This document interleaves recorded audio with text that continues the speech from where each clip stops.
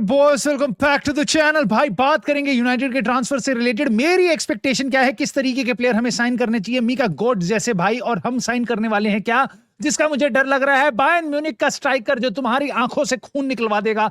Chelsea का flop, yes निकलेस Jackson, क्या वो यूनाइटेड आ सकता है, उसके बारे में बात होगी। साथ ही साथ क्या कर रही है यूनाइटेड इस टाइम पे, एथलेटिक ने बताया है हमारी मैनेजेरियल सिचुएशन को देख के, जिसको सुन के तुम्हारा भाई बिल्कुल मन पक्का हो जाएगा कि कहां जा रही है कहानी। सो बहुत छोटी सी वीडियो में स्वागत है आपका। आई होप आपको ये वीडियो पसंद आएगी तो प्लीज लाइक, सब्सक्राइब और हाइप करके छोटे से चैनल को सपोर्ट कर देना। यूनाइटेड का डेली कंटेंट आ रहा है तुम्हारे पास। साथ ही साथ भाई कमेंट करके अपने थॉट्स बताने इस लड़के के बारे में। इस लड़के के बारे में जिनको नहीं पता मैं बताया तो भाई, इसके नाम में GODTS है, TS तो हटाई दो भाई। इस लड़के को अगर तुम भागते हुए देख लोगे ना, 20 साल का IX का जेम भाई, ये he is a god player. He is a god player, मीका गॉड। भाई मैं इसके बारे में थोड़ा थोड़ा जान रहा था भाई, जब जितना ज्यादा पता करो भाई, पागल प्लेयर है भाई, पागल प्लेयर है। अमेजिंगली, मतलब अनसीन टाइप ऑफ ड्रिबलिंग।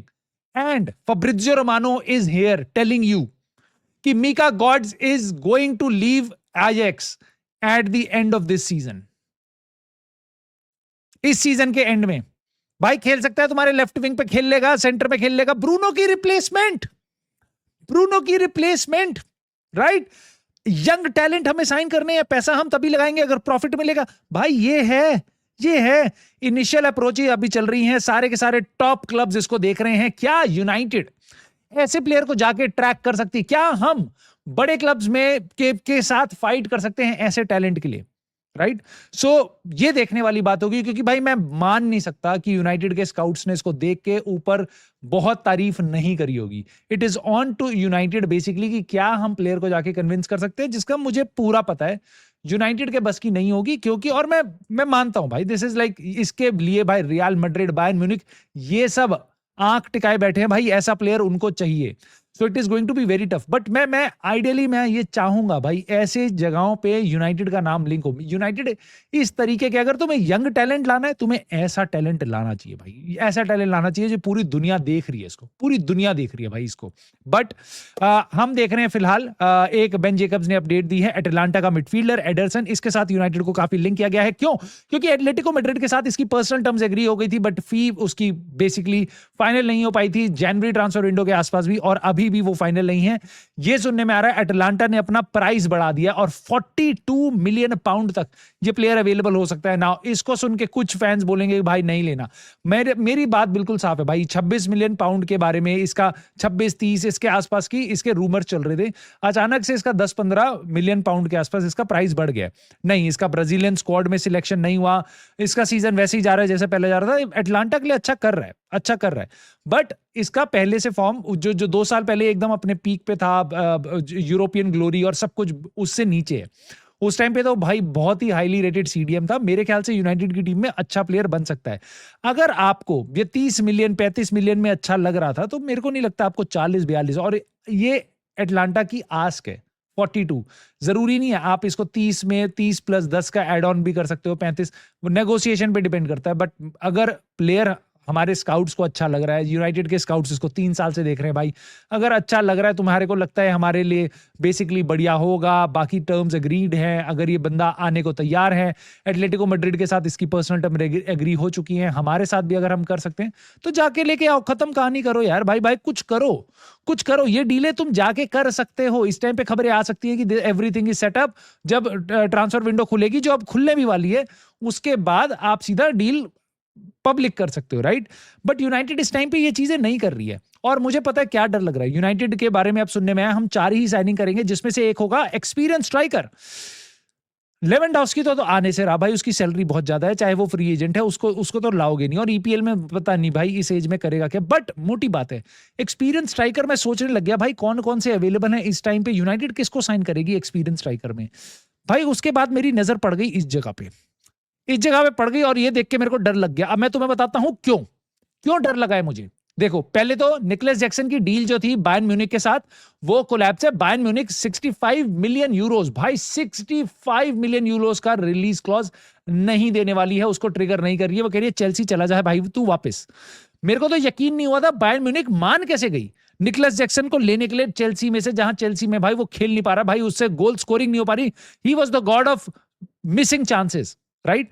उसके बाद भाई बायर्न म्यूनिख इसको लेके चली गई, 15-16 तो इन्होंने मिलियन यूरोज में तो इसकी 1 साल की लोन की फी दी है भाई, सैलरी अलग से, समझ रहे हो तुम? हमारे को 0 मिली है इस रैशफोर्ड के लिए, इनको निकलस जैक्सन के लिए 16 निकलवा ली चेल्सी ने, ठीक है? फिलहाल चेल्सी के वापस अब उनको इसको ठिकाने लगाना पड़ेगा, निकलस जैक्सन वापस आ रहा है। अब ये देख के मेरे को डर लग रहा है, क्योंकि मैं तुम्हें बताता हूं, इनियोस इस स्ट्राइकर को देख रही थी लास्ट समर, हम इस स्ट्राइकर को देख रहे थे, हम लियाम डेलाप से शुरू होती हुई जो गाड़ी घूमी थी, ये बिल्कुल उस लाइन में था। Ineos were tracking it, United were scouting Nicolas Jackson, और मैं उस टाइम पे और बहुत से यूनाइटेड फैंस पागल हो रहे थे।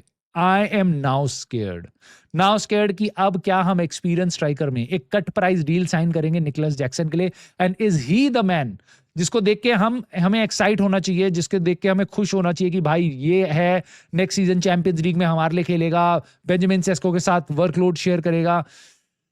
आई डोंट नो भाई, क्योंकि और कोई प्लेयर लिंक नहीं हो रहा है जिस तरीके का मोल्ड हमें बताया गया, एक्सपीरियंस स्ट्राइकर होना चाहिए, और मैं इमेजिन करूंगा भाई एक्सपीरियंस स्ट्राइकर बढ़िया होना चाहिए, राइट? अब ऑली वॉटकिंस तो आ नहीं जाएगा तुम्हारे पास, एस्टन विला में भी वापस यूरोपियन कंपटीशन में तो होगी, सो ऑली वॉटकिंस तो आएगा नहीं, वैसे भी 31 साल का, तो कौन सा आने वाला है भाई? मेरे को बहुत डर लग रहा है यही ना आ जाए। खैर, उसके बियॉन्ड भी कुछ खबरें हैं भाई, मैं तुम्हें बताना चाहता हूं जेम्स गार्नर के बारे में। जेम्स गार्नर के बारे में ऐसा मैंने सुना भाई हाल फिलहाल कि बहुत से यूनाइटेड फैंस इसको चाह रहे थे कि भाई इसको ले आओ, क्योंकि सीडीएम पोजीशन पे तुम्हारे को बहुत दर्द है इस टाइम पे भाई, कौन सा आएगा, बस ये बलेबा, जॉ गोमेज, इनको लाके कहानी खत्म ना कर दें, ठीक है? हमें बेटर क्वालिटी प्लेयर चाहिए। जेम्स गार्नर एक ऐसा नाम है जिसका नाम अब आना बंद हो चुका है, पहले यूनाइटेड के साथ काफी लिंक था, उसका एक रीजन है जो मैं अभी तुम्हें बताऊंगा। बट अगर तुम बस प्लेयर को देखोगे, जिनको नहीं पता भाई, ये हमारी ही एकेडमी का ग्रेजुएट है, हमारे यहाँ से ही निकल के फ्री में चला गया था, या हमने बेचा था थोड़े पैसे में, ये चला गया था एवर्टन में, ठीक है? वहां पे बढ़िया कर रहा है इस टाइम पे।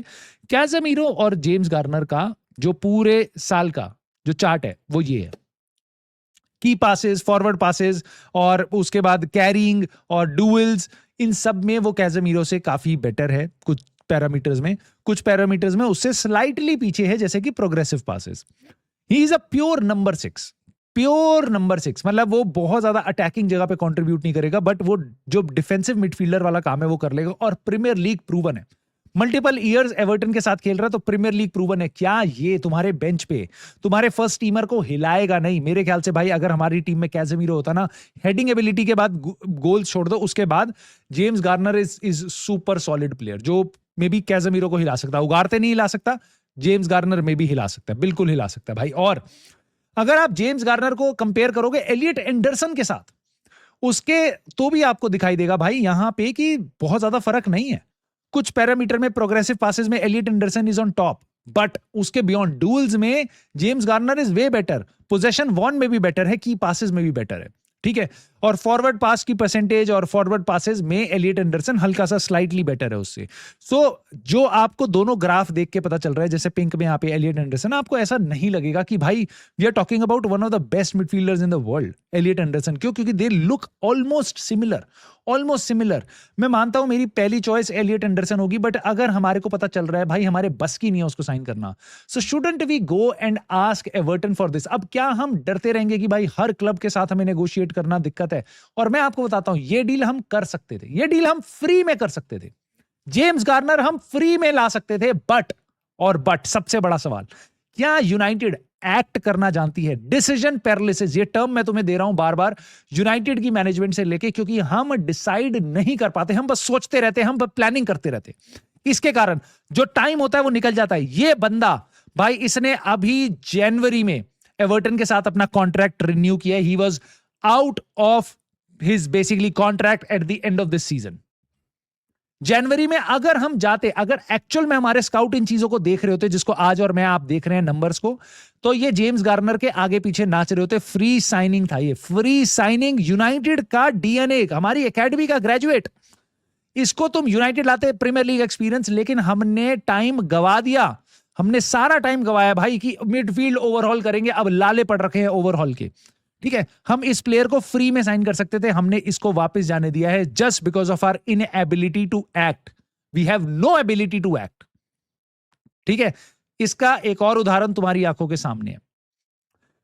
चीफ एग्जीक्यूटिव सीईओ हमारे Omar Berrada and director of football wow Jason Wilcox are leading the process of getting what your manager, new manager. Now new manager के लिए वो लीड कर रहे हैं प्रोसेस। ये कौन बता रहे हैं? लॉरी विटवेल एथलेटिक के, ठीक है, उनको बताया गया क्लब के अंदर से, भाई वो लीड कर रहे हैं।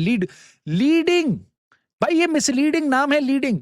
दे are sleeping in the process, sleeping in the process. जनवरी में हमने सैक कर दिया था शुरुआत में एमरेम को, अभी तक प्रोसेस लीडिंग में ही चल रहा है नए मैनेजर को लाने का।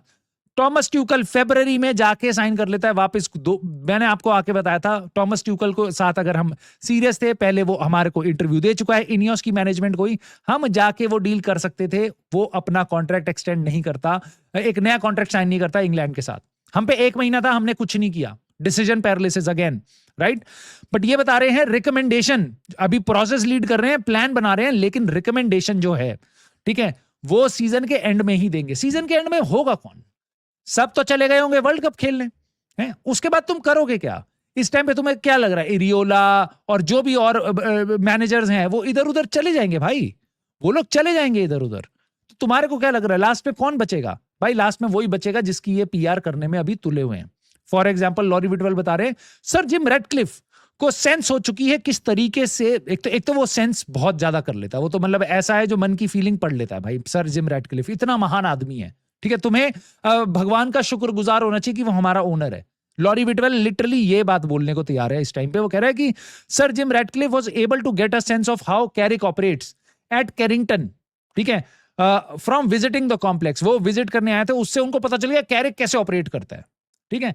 And his view on what direction United go in this summer will be important. So वो कह रहे हैं कि भाई उनको पता है बिल्कुल कैरिक किस तरीके से ऑपरेट करता है और किस तरीके की समर चाहिए, उसमें उसका इनपुट लेंगे। अबे सीधा सीधा बोलो, तुम करने वाले हो उसको साइन, क्यों ड्रामा बना रहे हो? क्यों ड्रामा बना रहे हो भाई?